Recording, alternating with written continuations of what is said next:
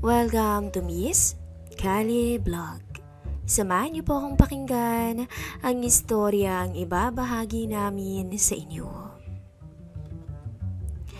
Biglang natulala at hindi makakilo si Bernie sa mistisang dalaga na dumaan sa kanyang harapan. Sa tansya ni Bernie, nasa edad 23 pa lang ang babae. Tila nag-slow-mo ang babae sa mga mata niya nang matapat ang dalaga sa kanyang harapan. Sa ganda ng mukha nito, may isip mong sumasali ito sa beauty pageant. Makinis din ang maputing balat at higit sa lahat maganda ang korte ng katawan. Lahat ng yun ay napuna ni Bernie sa ilang segundo lang na pagsulyap sa dalaga. Sa edad na 42, ay di pa rin maiwasan ni Bernie na matuon sa ibang babae ang kanyang atensyon. Noon pa may mahilig na talaga itong pumorma sa mga magagandang babae na katrabaho niya. Nahinto lang ito nung magkapamilya siya. Nagbago si Bernie simula noon. Pero mukhang unti-unti na naman siyang niyayakap ng kanyang kahinaan. Lalo na't mahigit 5 taon na silang hindi nagkakasama ng kanyang misis na nasa Dubai. Napalingon ang mistisang babae sa kanya at pilyang nginitian siya. Lalong nanggigil si Bernie na parang gusto niyang sundan ng babae sa loob ng bangko. Siya si Cheryl, ang bagong bank teller sa pinagtatrabahuhang bangko ni Bernie. Hindi suplada ang dalaga, kaya kahit unang araw pa lang niya sa trabaho ay binigyan niya agad ng matamis na ngiti ang matandang gwardya. Simula noon, hindi na maalis sa isipan ni Bernie ang magandang teller. Balak niya itong pormahan, ngunit naglalaban ang katawan at isipan niya. Sa tuwing gusto niyang tumikim ng ibang putahe, ay lagi niyang naiisip ang kanyang misis na nagpapakahirap na magtrabaho sa ibang bansa para sa ikabubuti ng pamilya. Lalo't 2 na ang anak nilang nag-aaral sa elementarya. Masakit man para kay Bernie na mapalayo sa misis, wala siyang magawa dahil lalo silang tutupukin ng kahirapan kapag hindi siya magpapakatatag. Hello, Han. Kailan bang uwi ng misis kong maganda? Pambobola pa ni Bernie sa asawa mula sa kabilang linya. Maganda ka dyan. Eto't losyang na nga sa kakatrabaho para sa amo kong matanda. Baka iba na tinatrabaho mo sa kanya, Han, ha? Kadiri ka, Han. 87 years old na to, no? Lupay-pay na. Di gaya ng sayo. Malabakal pa rin. Talaga lang, ha? Bakit? Miss mo na ba, Han? Siyempre naman, Han. Lagi kaya kitang ini-imagine. Pili ang tugon ng misis niya. Huwag kang mag-alalahan. Pag-uwi mo dito, baka hindi ka na makalakad ng diretso. Pagkatapos kitang dalhin sa kama. Yan ang gusto ko sa iyo, eh. Yan ang mga sabik na usapan nilang dalawa ng misis na Bernie habang pinapatila niya ang malakas na ulan sa labas ng bangko. Mag-aalas 6 na rin ng gabi at tanging siya na lang ang natira sa naturang bangko. Nakauwi na ang lahat ng empleyado rito kanina pa. Ngunit napalingon na lang to sa gulat nang biglang may humampas sa kanyang balikat. Naku, Ma'am Cheryl, anong ginagawa niyo dito? Anong oras na? Naguguluhang tanong ng gwardya.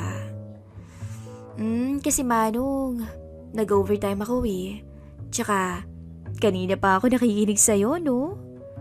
Dahil first day ng work ni Cheryl ay hindi pa niya kabisado ang mga gagawin. Kaya nahuli itong tapusin ang lahat ng paperworks. Napilitan tuloy itong mag-OT. Pauwi na sana siya nang makitang malakas ang ulan sa labas at saktong narinig nito ang usapan ng mag-asawa sa telepono. Naku, nakakahiya naman, ma'am. Napakinggan niyo pa yung usapan namin ni Mrs. Naku, okay lang po. Nasa ibang bansa pala yung misis niyo Manong, no? Wika ni Cheryl sabay kuha ng upuan ng monoblock at punwesto ito sa harapan ng gwardya. Tsaka siya umupo. 1 metro lang ang layo nila sa isa't isa, kaya amoy ni Bernie ang fresh na amoy ng dalaga. Dahil alam ni Bernie na dalawa na lang silang nasa loob ng bangko ni Cheryl, ay naging iba ang pakiramdam nito.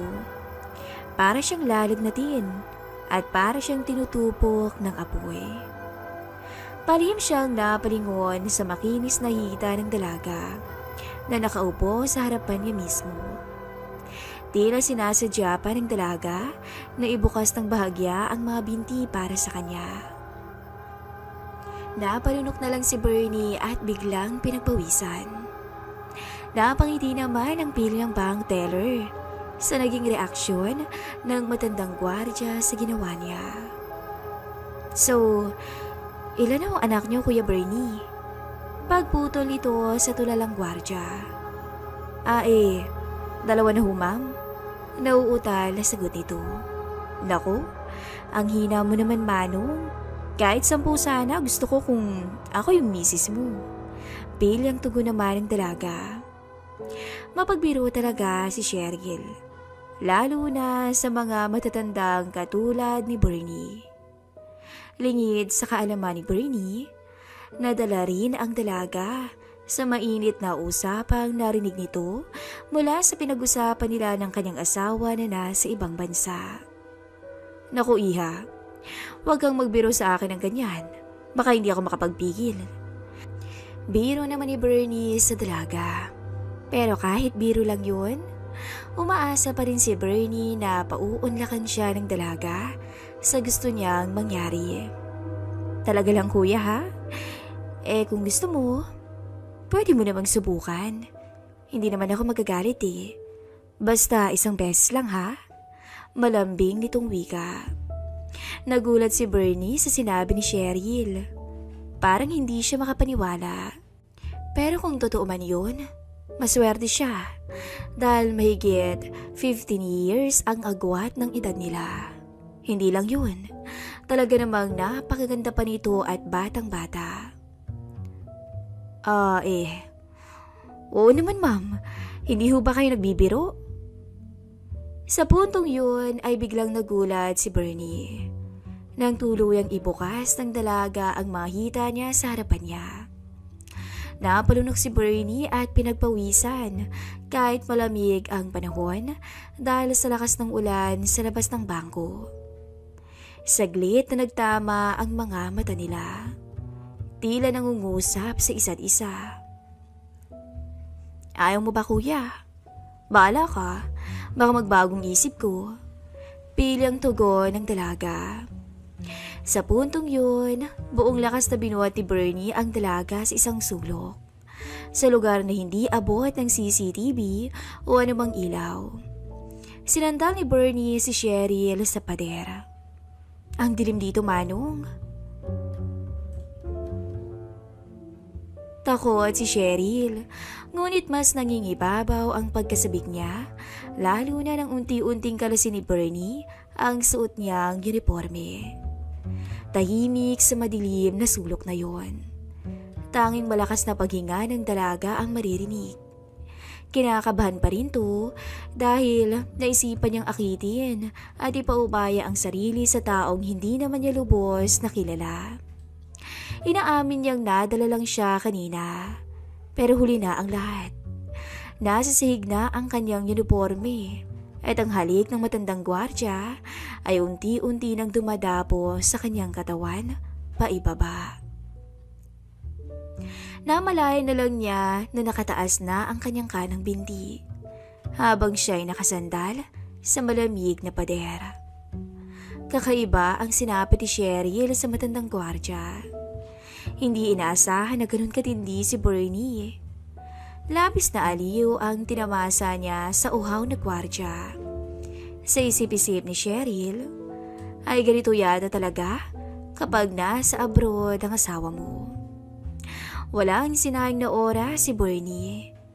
Nang magsawa ay pinahiga niya ang dalaga sa sahig at muling nagpakasawa. Halos maiyak ang dalaga sa kakaibang aliw. Samantala, halos maluha naman si Bernie dahil naibsan na ang uhaw na nararamdaman niya sa mahigit 5 taon na pagkakahiwalay nila ng misis niya. Wala nang nagawa si Cheryl. Napayakap na lang to sa matandang gwardya. Hinayaan na lang niyang dalhin siya nito sa alapaap. Hingal ang dalawa nang tuluyang humupa ang uhaw nila sa sarili. Habang nag-aayos, napansin ni Cheryl na medyo maluha-luha si Bernie sa harap niya. "Pasensya na, Manong.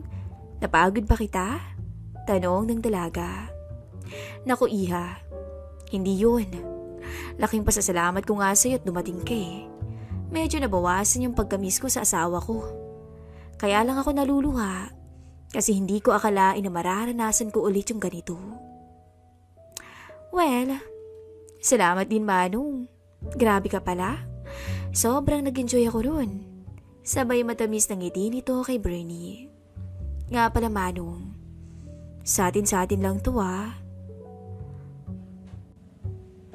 "Oo, Iha, alam ko yan. May asawa ko at ayoko rin namang machismis." Mag-aalas 8 na nang umuwi ang dalawa. Kahit may ambon pa, hinatid na lang ni Bernie ang dalaga. Malapit lang din kasi ang lugar kung saan to nakatira. Sa katunayan ay naglalakad lang si Cheryl kapag pumapasok sa trabaho. Habang binabaybay ang daan papunta sa bahay ng babae, ay pansin ni Bernie na hindi masyadong makalakad ng matino si Cheryl.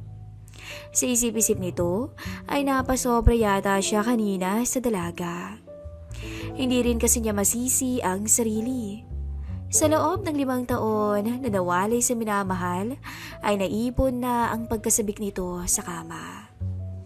Samantalang, hindi pa rin mawala ang ngiti at saya sa mukha ng dalaga. Hindi niya akalain na sa kanya ibinuhos ng gwardya ang matagal ng pagkasabik sa misis. Hindi naman siya nagsisisi dahil naabot niya ng labis ang alapaap. Sa edad na 23 ay matagal na rin tong walang tikim. Dahil matapos lokohin siya ng kanyang unang nobyo na anak ng politiko noon, hindi na ito nagpaligaw pa sa iba dahil parang takot na siyang maloko ulit ng isang lalaki. Kung papipiliin nga siya, ay mas gusto niya yung walang label na relasyon. Maliit lang ang payong na gamit nila. Medyo malakas pa rin ang ambon, kaya medyo naaambunan ang balikat ni Bernie. Mas tinapad kasi nito ang payong sa dalaga. Para sa ganun, ay hindi ito maambunan. Napansin naman ni Cheryl ang kabutihan ng matandang gwardya. Medyo kinilig siya ng oras na yun. Tahimik ang dalawa habang naglalakad. Magkadikit ang braso nila. Nagkatinginan pa sila bago biglang yumakap si Cheryl sa braso ni Bernie. Na-feel kasi ng dalaga na komportable siya sa matandang kasama niya. Ramdam din ni Cheryl na iba si Bernie sa lahat ng lalaking nakasalamuhan niya. Hindi siya kayang bastusin ito ng harapan.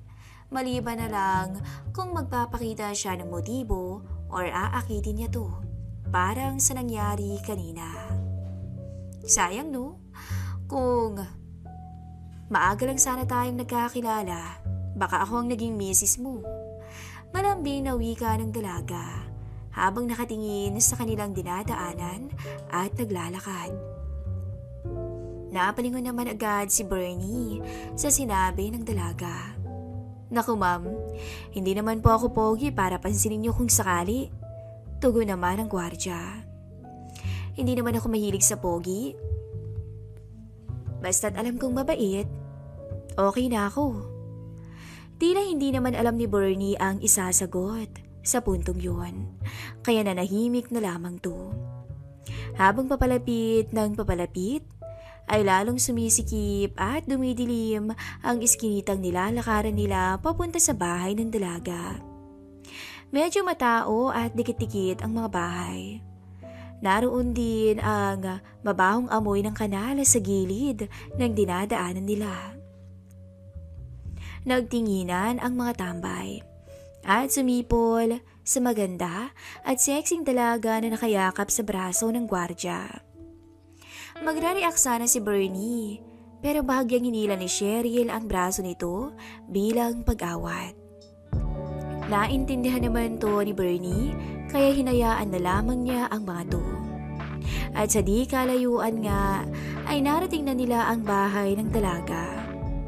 Maliit lang ang bahay na parang isang kwarto lang ang laki at kahoy ang mga pader nito. Hindi siya makapaniwala na ang isang babae na maputi, maganda at kutis mayaman ay nakatira sa ganitong klaseng lugar. Nakaramdam ng awa si Bernie sa dalaga. Nalaman din ni Bernie na mag-isa lang pala ito ang namumuhay at binubuhay ang sarili dito sa syudad. Independent woman, ika nga. Pasensya ka na sa bahay ko, kuya. Hindi pa kasi ako makalipat-lipat at kakaumpisa ko pa lang sa trabaho. Tsaka pinapadalhan ko pa sila mama dun sa probinsya eh.